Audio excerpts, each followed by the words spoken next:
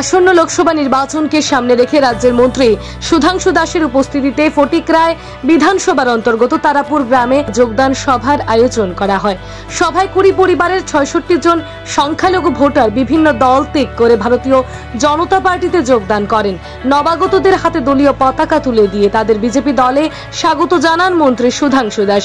এদিন বক্তব্য রাখতে গিয়ে মন্ত্রী সুধাংশু দাস বলেন, জনগণের যোগ্য সম্মান প্রদান করেছে বিজেপি সরকার।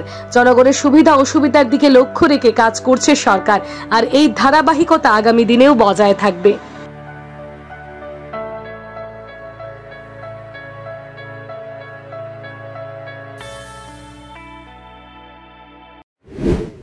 কংগ্রেস পুলিং এজেন্ট খুঁজে পাচ্ছে না। কেন পাচ্ছে না?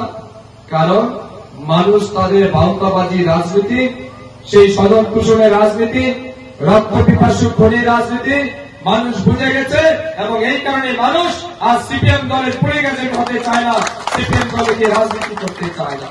মানুষ দলে দলে ভারতীয় জনতা পার্টির সাথে যুক্ত হচ্ছে। আমি সাধুবাদ জানাই আপনাদেরকে, আপনারা সময় উপযোগী সিদ্ধান্ত নিয়েছে, এবং এটাই বাস্তব। আপনার গ্রাম এলাকার, আপনার রাজ্যের, আপনার বিধানসভার উন্নয়ন যদি কেউ করতে পারে, সেটার নাম হচ্ছে ভারতীয় জনতা পার্টি। এই তারাপুর কার্গিল এলাকার 18 সালের আগে কি পরিস্থিতি ছিল, আজকে কি পরিস্থিতি হচ্ছে? এই যে আপনাদের বাড়ির সামনে যে রাস্তাটা, এই রাস্তাটা কত বছর ভাঙা টুটা অবস্থায় ছিল। বছরের পর বছর এটাকে মেনটেন্যান্স করা হয়, 1 বছর পরে ভেঙে যায়।